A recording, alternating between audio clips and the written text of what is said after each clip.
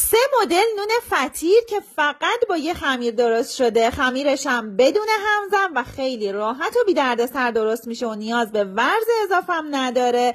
سلام، من رنا تنارا هستم. تا آخر ویدیو با من همراه باش. ابتدا همه مواد خشک و داخل کاسه ریخته، تخم مرغ و شربت بار و شیر رو بریزید و خمیرگیری کنید. در نهایت کره و روغنمایه رو به خورد خمیر بدید تا یه خمیر نرم و لطیفی که چسبندگی نداره به دست بیاد. داخل کاسه چرب استراحت بدید تا حجمش زیاد شه و بعد از استراحت خمیر رو به چونه های 50 گرمی تقسیم کنید. هر چونه رو روی سطح آرد پاشی شده باز کنید و از مغزی دلخواه که بهتر حدود 25 گرمی باشه قرار بدید و خمیر رو خوب ببندید و پهن کنید و داخل سینی قرار بدید. من از 3 مدل مغزی گردویی و حلوایی و خرمایی استفاده کردم که توی پست‌های پایین‌تر میتونید طرز تهیه‌اش رو ببینید.